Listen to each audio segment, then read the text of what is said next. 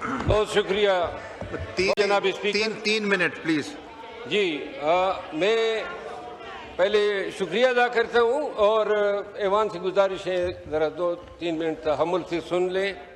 2-3 बातें करना चाहता हूँ। मैं एडवांस में सबसे माफ़ी मांगता हूँ, कोई मुझसे नाराज़ ना हो।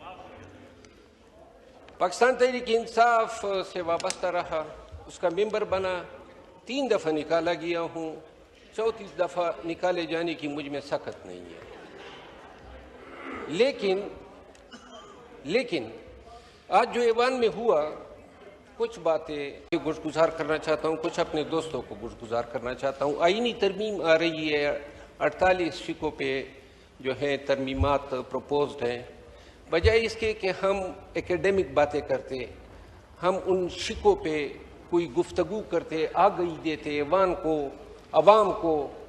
हमने ये जो माहौल आज देखा, ये दुश्मन तराजियाँ, ये इल्ज़ाम, ये ज़बान आसफा बीबी बैठी हुई थी और उसकी माँ के शहादत का जिस अंदाज में जिक्र हुआ, मुझे अफसोस हुआ। वो बेचारी बेटी ये क्या सोचती होगी, माँ मर भी गई, जितना ज़ुल्म हुआ। उसके बाद आज ऐवान में भी हम उसको सियासी स्लोगनियर के तौर पे इस्तेमाल कर रहे हैं। फिर जुल्फ़कार अली भुट्टो शहीद के लिए किरादाद आई। हम सब जो सुप्रीमेसी ऑफ लॉ पे यकीन रखते हैं, उस वक़्त डिक्टेटर की ईमा पे उसको शहीद किया गया। ये रिजोल्यूशन तकाजा था कि पूरी ऐवान यूनानिमसली पास कर थी। हमने हाँ या ना में हुआ, लेकिन यूनानिमिटी नहीं आई। फिर असद कैसर साहब ने बातें की। अब यहाँ जो लोग बैठे हैं, मैं भी उनमें शामिल था। यहाँ दहशतगर्दी की जंग की बातें हो रही है। ये पूरे ऐवान के तमाम लोग मिलके भी इस दहशतगर्दी की जंग में इतनी कुर्बानी नहीं दे चुके हैं जितने मैं और मेरे खानदान ने दी है, जितनी लाशें मैंने उठाई हैं और जितनी कुर्बानियां जो है इस मुल्क के लिए सिर्फ पाकिस्तानी पैदा होने का ये वजह थी कि जिंदगी जो है इस डब पे चल रही है कि पता ही नहीं चलता है कि खुशी क्या होती है। असद कैसर साहब ने जो तकरीर की, आपको एहसास होना चाहिए कि असद कैसर साहब, अब हमारा लीडर जेल में है इमरान खान। हम सबको अच्छी तरह इल्म है कि गलत है, नारवा है, ज्यादती है, कोई इसमें मुबालगा नहीं है।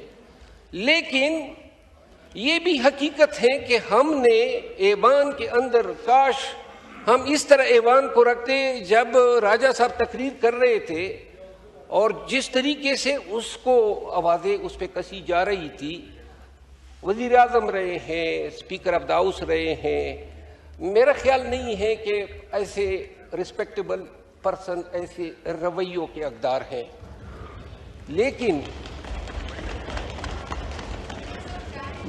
सिर्फ इतनी मेरी गुजारिश है, ऐवान में ये ज़रा आप याद रखें, मैं कसमन कहता हूँ, तमाम सियासी कारकुन मिल के सब ने इतनी जेल नहीं काटी होगी जितनी प्रेसिडेंट आसिफ अली जरदारी ने काटी है।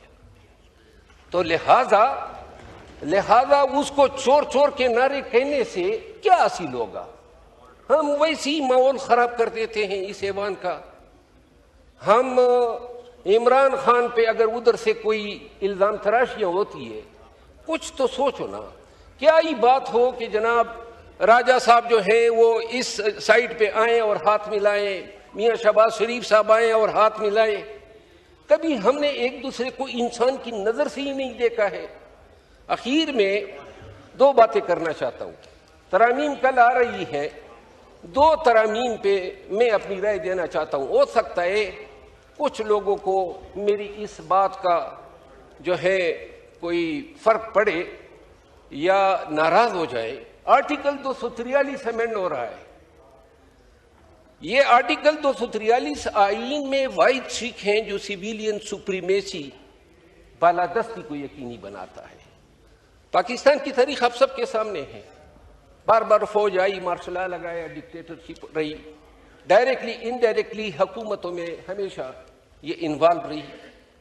आर्टिकल 243 में चीफ ऑफ जॉइंट स्टाफ का ओहदा ख़त्म कर रहे हैं, चीफ ऑफ डिफेंस का ओहदा बना रहे हैं और कोऑर्डिनेशन के नाम पे तमाम naval chief, air force chief, army chief के इख्तियार का तकर्रुर एक शख्स को दे रहे हैं, वज़ीर आज़म से ले रहे हैं, यानी इस ऐवान से या इस हुकूमत से ले रहे हैं।